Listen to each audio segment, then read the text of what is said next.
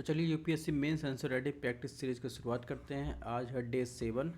आज हम देखेंगे जीएस पेपर 3 के साइंस एंड टेक के सेक्शन को। ठीक है, तो इसमें पहला क्वेश्चन देखेंगे। तो पहला क्वेश्चन पूछा है, महत्वपूर्ण बुनियादी ढांचे पर साइबर हमले के मुख्य कारण और परिणाम क्या हैं? ऐसे खतरों से निपटने के लिए भारत अपनी साइबर सुरक्षा तैयारियां कैसे बढ़ा सकता है? 250 वर्ड में लिखने हैं। तो सबसे पहले जैसे पहले देखते आए हैं कि हम एक उत्तर का प्रारूप हम देख लेंगे कैसे लिखना है। तो हल करने के दृष्टिकोण की बात करें, जैसा हम पहले देखते आए हैं, तो उसमें सबसे पहले हम देखेंगे उत्तर की शुरुआत कहाँ से करेंगे। तो सबसे पहले हम देखेंगे तो साइबर अटैक या साइबर हमलों का संक्षिप्त परिचय देते हुए वहाँ से उत्तर की शुरुआत करेंगे।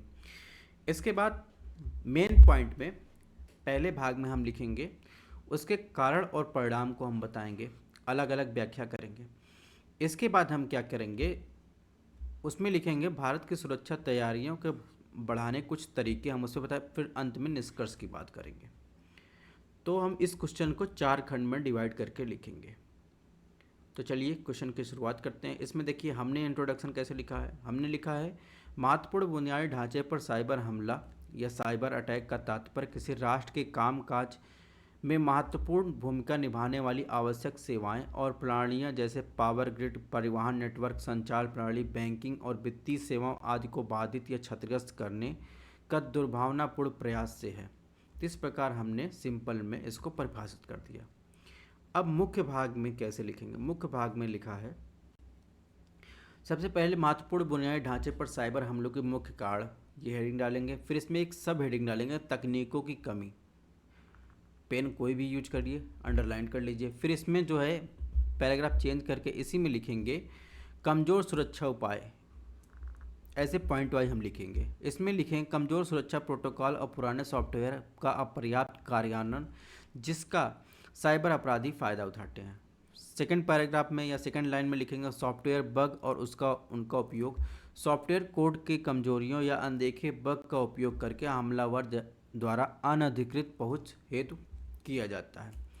नेक्स्ट इसी में हेडिंग डालेंगे कारण में मानवीय कारक, आंतरिक खतरा जैसे इनसाइडर थ्रेट्स, ठीक है, असंतुष्ट कर्मचारी या ठेकेदार जैसे इनसाइडर लोगों की दुर्भावनापूर्ण की गई कार्रवाइयाँ या अनजाने में की गई गलतियाँ साइबर हमलों का कारण बन सकती हैं। दूसरा इसमें लिखेंगे सोशल इंजीनियरिंग, यानी अनधिकृत पहुंच या संवेदनशील जानकारी प्राप्त करने के लिए छल और मनोवैज्ञानिक तकनीकों के माध्यम से व्यक्तियों की जानकारी के साथ हेरफेर करना। नेक्स्ट इसी में लिखेंगे जागरूकता और प्रशिक्षण की कमी, साइबर खतरों, फिशिंग तकनीक, सुरक्षित ऑनलाइन प्रथाओं के बारे में अपर्याप्त ज्ञान व्यक्तियों को हमलों के प्रति अधिक संवेदनशील बनाती है। ठीक है, तो इस प्रकार हमने कारण लिख दिया। इसके बाद नेक्स्ट जो कारण बताएंगे तो उसमें लिखेंगे एडवांस परसिस्टेंट थ्रेट यानी एपीटी। अब इसमें क्या लिखेंगे, इसमें लिखेंगे राज्य प्रायोजित हमले, यानी सरकार या राज्य प्रायोजित समूह रणनीतिक लाभ हासिल करने के लिए साइबर जासूसी जैसे नुकसान में संलग्न हो सकते हैं। दूसरे पैराग्राफ में लिखेंगे या दूसरी लाइन में लिखेंगे साइबर आपराधिक संगठन, परिष्कृत क्षमताओं वाले संगठित अपराधों समूह व्यवसाय व्यक्तियों पर हमलों के माध्यम से वित्तीय लाभ प्राप्त करते हैं। फिर चेंज करेंगे, उसमें लिखेंगे हैक्टिविज्म, यानी कार्यकर्ता और एक्टिविस्ट समूह अपने वैचारिक या राजनीतिक एजेंडे को बढ़ावा देने के लिए संगठनों या व्यक्तियों को लक्षित कर सकते हैं।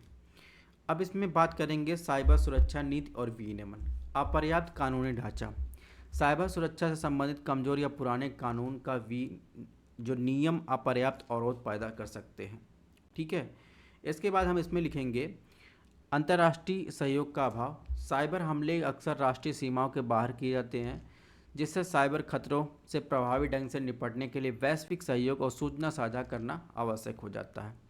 नेक्स्ट मामला लिखेंगे इसमें आर्थिक और वित्तीय प्रोत्साहन, वित्तीय लाभ के कारण, यानी इसमें लिखेंगे साइबर अपराधी मौद्रिक पुरस्कारों से प्रेरित होकर जैसे डार्क वेब पर बिक्री हेतु संवेदनशील जानकारी चुराना या रैंसमवेयर हमले। इसके बाद लिखेंगे आर्थिक जासूसी, प्रतिस्पर्धा संगठन या राष्ट्र राज्य बौद्धिक संपदा की चोरी करके प्रतिस्पर्धात्मक लाभ हासिल करने के लिए साइबर हमलों में शामिल हो सकते हैं। ठीक है, ये तो कारण हमने लिख दिए। अब उसके लिखेंगे साइबर हमलों के मुख्य परिणाम क्या क्या हो सकते हैं, ये हेडिंग डालेंगे। सबसे पहला परिणाम हो सकता है जान माल की हानि। इसमें भी एक लाइन लिखना पड़ेगा, एक दो लाइन। प्राकृतिक छत या स्वास्थ्य देखभाल, जल आपूर्ति, आपातकालीन प्रतिक्रिया आदि जैसी महत्वपूर्ण सेवाओं में व्यवधान के कारण जीवन और संपत्ति की हानि हो सकती है। दूसरा परिणाम हो सकता है विश्वास की कमी। व्यक्तिगत आधारित डेटा, जानकारी की गोपनीयता, सुरक्षा और अखंडता के उल्लंघन के कारण विश्वास और आत्मविश्वास की कमी। तीसरा हानि हो सकता है आर्थिक हानि। उत्पादकता, दक्षता, नवाचार, व्यापार में कमी के कारण आर्थिक विकास, प्रतिस्पर्धात्मक का नुकसान। चौथा कारण हो सकता है राष्ट्रीय सुरक्षा का खतरा, यानी इसमें लिख सकते हैं हम कूटनीतिक संपत्तियों, कमजोरी और रहस्यों के उजागर होने के कारण राष्ट्रीय सुरक्षा और संप्रभुता का खतरा बन सकता है। इसके अलावा बात करें, अब ये तो परिणाम की बात कर ली, चुनौतियों की बात कर ली। अब इसमें लिखेंगे भारत में उपयुक्त खतरों से निपटने के लिए निम्नलिखित उपायों द्वारा अपनी साइबर सुरक्षा संबंधी तैयारियों में वृद्धि कर सकता है। तो हम इसमें कुछ सुझाव देना है, इस क्वेश्चन पूछा गया है ना, तो सुझाव देंगे। साइबर सुरक्षा प्रशासन समन्वय विनियमन प्रवर्तन के लिए अपने कानूनी संस्थागत ढांचे को मजबूत करके, ठीक है, पहले पॉइंट में ये लिख देंगे। दूसरे पॉइंट में लिखेंगे साइबर सुरक्षा अनुसंधान, नवाचार, शिक्षा, जागरूकता के लिए अपनी मानवीय तकनीकी क्षमताओं का विकास करके।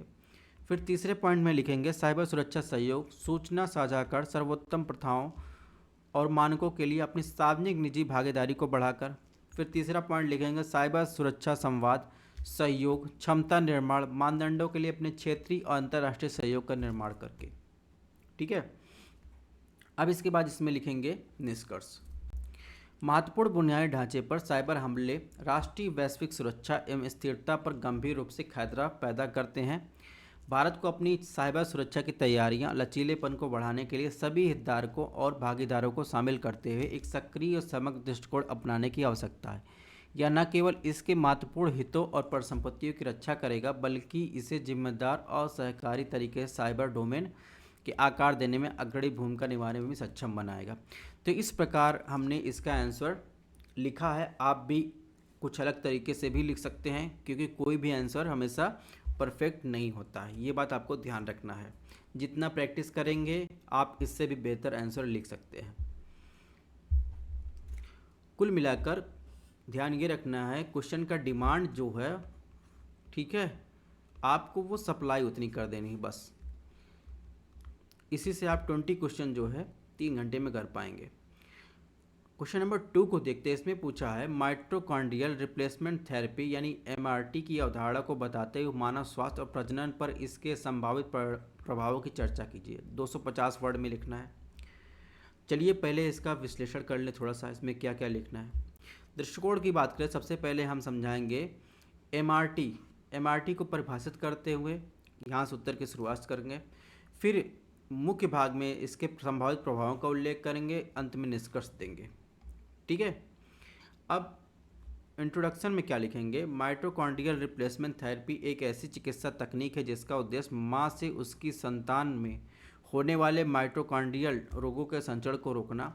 माइटोकॉन्ड्रियल रोग माइटोकॉन्ड्रिया के डीएनए में उत्परिवर्तन के कारण होने वाले आनुवंशिक विकार हैं। ये उत्परिवर्तन शरीर में विभिन्न अंगों और प्रणालियों को प्रभावित करने वाले गंभीर स्वास्थ्य स्थितियों को जन्म दे सकते हैं। तो इस प्रकार हमने एमआरटी को परिभाषित कर दिया, क्वेश्चन की शुरुआत कर दी। अब मेन भाग में क्या लिखेंगे। मेन भाग में लिखेंगे मानव स्वास्थ्य प्रजनन के लिए इस प्रक्रिया कुछ संभावित निहितार्थ हैं, जैसे माइटोकॉन्ड्रियल रोगों के लिए संचरण को रोकना। इसमें भी कुछ पॉइंट लिखेंगे, जैसे हमने लिखा है mtDNA में होने वाले उत्परिवर्तन जो गंभीर रूप से माइटोकॉन्ड्रियल बीमारियों का कारण बनता है कि संचरण को रोकने के लिए एमआरटी का दोषपूर्ण माइटोकॉन्ड्रियल को हस्तांतरित किया जाता है। इसमें दूसरा हमने लिखा है सुरक्षा और प्रभावशीलता। इसमें हमने लिखा है कि इसमें सुरक्षा और प्रभावशीलता संबंधी चुनौतियाँ हो सकती हैं, क्योंकि एमआरटी के दीर्घकालिक प्रभाव अज्ञात होने के साथ साथ इसे संबंधित तकनीकें अभी भी प्रायोगिक स्तर पर हैं। तीसरा इसमें लिखा है अनपेक्षित परिणाम। आलोचकों का तर्क है कि इस प्रक्रिया में अनपेक्षित परिणाम भी हो सकते हैं। इससे डिजाइनर शिशु या आनुवंशिक स्तर पर परिवर्तन की प्रवृत्ति को प्रेरणा मिल सकती है। फिर इसमें हमने लिखा है नेक्स्ट पैराग्राफ में विरासत और आनुवंशिकी पहचान। फिर इसमें लिखा हमने एमआरटी प्रक्रिया में दाता आनुवंशिकी सामग्री को लिया जाता है जिससे किसी अन्य तीसरे व्यक्ति को माइटोकॉन्ड्रियल डीएनए के तत्वग्राही जीव के समावेशित होते हैं। इसे किसी जीव की आनुवंशिक पहचान और उसके पारिवारिक संबंधों के बारे में प्रश्न चिन्ह लगता है। व्यक्तियों की पारिवारिक गतिशीलता मनोवैज्ञानिक कल्याण को ध्यान में रखने के साथ एमआरटी प्रक्रिया से जुड़े व्यक्तियों पर पड़ने वाले दीर्घकालिक प्रभावों पर विचार किया जाना चाहिए। नेक्स्ट इसमें लिख सकते हैं सामाजिक और सांस्कृतिक प्रभाव। ठीक है, इसमें भी कुछ पॉइंट लिखेंगे जैसे हमने इसमें लिखा है। इसके बाद अब आएंगे हम लोग सामाजिक सांस्कृतिक प्रभाव में एक लाइन लिखने के बाद हम आएंगे निष्कर्ष पे। निष्कर्ष में लिखेंगे माइटोकार्डियल रिप्लेसमेंट थेरेपी को गंभीर माइटोकार्डियल बीमारियों के संचरण को रोकने की क्षमता है, लेकिन इसे नैतिकता, सुरक्षा, नियामक प्रणाली के संदर्भ में प्रश्न उठते हैं। इस तकनीक के विकास के साथ साथ इससे जुड़े संभावित जोखिमों को कम करते हुए लाभों को अधिकतम करने के क्रम में अनुसंधान, मजबूत विनियमन और उसका सावधानीपूर्वक मूल्यांकन की आवश्यकता है। तो इस प्रकार निष्कर्ष में देख रहे होंगे, पहले हमने कमियों की दिखाई, फिर संभावनाओं को दिखा दिया। ठीक है, चिंताओं को व्यक्त करके उसके संभावनाओं को बता दिए। तो इस प्रकार आप निष्कर्ष, एक बैलेंस निष्कर्ष लिख सकते हैं। क्वेश्चन नंबर 3 की बात करें तो इसमें पूछा है भारत में सतत विकास को बढ़ावा देने में अंतरिक्ष प्रौद्योगिकी के महत्व पर चर्चा कीजिए। 150 वर्ड में लिखना है। सबसे पहले इसमें अंतरिक्ष प्रौद्योगिकी को संक्षिप्त इंट्रोडक्शन देंगे आप, उसके बाद सतत विकास को बढ़ावा देने में इसके महत्व पर चर्चा करेंगे, फिर इसके अनुसार निष्कर्ष लिखेंगे। चलिए आपको हम इंट्रोडक्शन दिखा देते हैं। अंतरिक्ष प्रौद्योगिकी या अंतरिक्ष तकनीक अंतरिक्ष यात्रा अन्वेषण के क्रम में उपकरणों और प्रणालियों के डिजाइन, विकास, विनिर्माण, संचालन के लिए इंजीनियरिंग सिद्धांतों के अनुप्रयोग को संदर्भित करता है। अंतरिक्ष प्रौद्योगिकी ने भारत में सतत विकास को बढ़ावा देने में सबसे महत्वपूर्ण भूमिका निभाई है। तो इस प्रकार इंट्रोडक्शन में हमने ये लिख दिया। अब इसमें क्या करें, मुख्य भाग में लिखेंगे अंतरिक्ष प्रौद्योगिकी महत्व, पर्यावरणीय निगरानी, आपदा प्रबंधन, कृषि। ठीक है, अब इसमें जो है कुछ कुछ पॉइंट आपको लिख लेना है। यहाँ पर हमने लिख दिया है, आप इसको पढ़ भी सकते हैं, आप अपने मन से भी लिख सकते हैं। ठीक है, इंपॉर्टेंस जो मेन हेडिंग है हमने इसको बता दिया। इसके बाद यहाँ पर हमने देखिए कृषि के साथ साथ और किस में इंपॉर्टेंस हो, संचार में, राष्ट्रीय सुरक्षा में। इसको लिखने के बाद हम आ जाएंगे निष्कर्ष पर। ठीक है, मेन पॉइंट में क्या लिखना है, मेन बॉडी में हमने ये बता दिया, उसमें भी पॉइंट में सब पॉइंट भी लिखना है। अब निष्कर्ष में हमने कैसे लिखा है, अंतरिक्ष प्रौद्योगिकी ने पर्यावरण निगरानी से लेकर आपदा प्रबंधन, कृषि से लेकर राष्ट्रीय सुरक्षा तक विभिन्न क्षेत्रों में योगदान देकर भारत में सतत विकास को बढ़ावा देने में महत्वपूर्ण भूमिका निभाई है। आने वाले वर्षों में इस क्षेत्र में निरंतर निवेश, विकास भारत के लिए प्राथमिकता बना रहेगा। ठीक है, तो इस प्रकार आप इस आंसर को टैकल कर सकते हैं। क्वेश्चन नंबर 4 की बात करें। 4 में देखिए कैसा क्वेश्चन है, समुद्रयान मिशन के उद्देश्य और घटक क्या हैं? यह गहरे समुद्र खोज में भारत की क्षमताओं और हितों को बढ़ाने में कैसे मदद करेगा? 250 वर्ड में लिखना है। ठीक है, तो हल करने के दृष्टिकोण की बात करें, सबसे पहले समुद्रयान मिशन की आपको शॉर्ट में इंट्रोडक्शन देना है, यहाँ से आंसर की शुरुआत करनी है, फिर उसके उद्देश्य को लिखना है, फिर नेक्स्ट पार्ट में आपको लिखना है व्याख्या करनी कि समुद्री अन्वेषण में भारत की क्षमताओं को बढ़ाने में कैसे मदद कर सकता है, फिर उसके अनुसार ही आपको निष्कर्ष लिखना है। चलिए देखते हैं इसका इंट्रोडक्शन हमने कैसे लिखा है। तो हमने लिखा है समुद्रयान मिशन जून 2021 में पृथ्वी विज्ञान मंत्रालय द्वारा अनुमोदित डीप ओशन मिशन के तहत एक हिस्से के रूप में भारत के विशेष आर्थिक क्षेत्रों में महाद्वीपीय शेल्फ पर केंद्रित गहरे समुद्र के अन्वेषण या खोज करने के लिए एक भारतीय पहल है। ठीक है, ये तो हमने इंट्रोडक्शन लिख दिया। अब देखिए मेन पार्ट में हमने क्या लिखा है, मुख्य भाग में हमने समुद्रयान का उद्देश्य के बारे में लिख दिया है। ठीक है, पॉइंट टू द पॉइंट लिखा है। जैसे पहला पॉइंट हम पढ़ दे, इसमें क्या लिखे हैं, समुद्रयान के अन्वेषण के लिए वैज्ञानिक सेंसर उपकरणों के एक सेट के साथ 3 मनुष्यों को समुद्र में 6000 मीटर की गहराई तक ले जाने के लिए मत्स्य 6000 नामक या 6000 नामक एक स्वचालित मानव चलित पनडुब्बी वाहन विकसित करेगा। दूसरा पॉइंट हमने लिखा है, इस गहरे समुद्र अनुसंधान विकास क्षेत्र में भारत की वैज्ञानिक तकनीक क्षमताओं, मानव संसाधन बढ़ाना। इसके बाद हमने इसमें लिखा सतत उपयोग विकास के लिए समुद्री संसाधनों जैसे खनिज, ऊर्जा, पानी, जैव विविधता आदि की क्षमताओं का पता लगाना। फिर नेक्स्ट पॉइंट में हमने लिखा है हिंद महासागर क्षेत्र में भारत की नीली अर्थव्यवस्था संबंधी पहलों, समुद्री सुरक्षा हितों का समर्थन करना। इसके बाद हमने लिखा समुद्रयान मिशन के घटक क्या हैं। ठीक है, तो घटकों के बारे में देखिए, हमने आपको इसकी जानकारी होनी चाहिए, यहाँ पर लिख दिया है। समुद्रयान मिशन घटक लिखने के बाद हम इसमें आएंगे, समुद्रयान मिशन के गहरे समुद्र अन्वेषण में भारत की क्षमताओं और हितों को बढ़ाने में मदद करेगा। कैसे करेगा? यहाँ पर देखिए, भारत को समुद्री गतिविधियों का अंजाम देने के लिए विशिष्ट तकनीक वाहन प्रदान करना केवल अमेरिका, रूस, फ्रांस, जापान, चीन जैसे कुछ ही देशों के पास है। भारत जो अरबों डॉलर के विशाल समुद्री संसाधनों जैसे polymetallic nodule, gas hydrate, hydrothermal sulphide, cobalt, trust आदि तक पहुंचने और उपयोग करने में सक्षम बनाना। इसमें फिर पैराग्राफ चेंज करेंगे या पॉइंट चेंज करेंगे, इसमें लिखेंगे समुद्र विज्ञान, समुद्र जीव विज्ञान, भूवैज्ञानिक आदि के क्षेत्र में भारत के वैज्ञानिक ज्ञान नवाचार इसके विभिन्न अनुप्रयोग को लाभ हो सकता है। फिर इसमें लिखेंगे समुद्री प्रशासन, सहयोग, सुरक्षा से संबंधित क्षेत्रीय वैश्विक व्यवस्था और मानदंड के आकार देने में भारत की भूमिका और प्रभाव मजबूत हो सकता है। इसके बाद लास्ट में हम लोग लिखेंगे निष्कर्ष। अब देखिए निष्कर्ष कैसे लिखा गया है। निष्कर्ष लिखा गया है, समुद्रयान मिशन एक महत्वाकांक्षी मिशन है। इसमें गहरे समुद्र की जानकारी, अन्वेषण, दोहन के लिए नई प्रौद्योगिकी विकास में महत्वपूर्ण योगदान देने की क्षमता है। मिशन अभी भी शुरुआती चरण में है, लेकिन यह पहले से ही वैज्ञानिक समुदाय के बीच उत्साह और प्रत्याशा पैदा कर रहा है। तो इस प्रकार हमने इसको लिखा है। आप भी और तरीके से लिख सकते हैं, लेकिन फैक्चुअल जानकारी इसमें थोड़ा सा ज़्यादा देना है। तो थैंक्स फॉर वॉचिंग। ये हमारा टेलीग्राम चैनल पर, इस पर आपको इसकी PDF मिल जाएगी, स्टूडियाना। इस पर मिलते हैं टेस्ट नंबर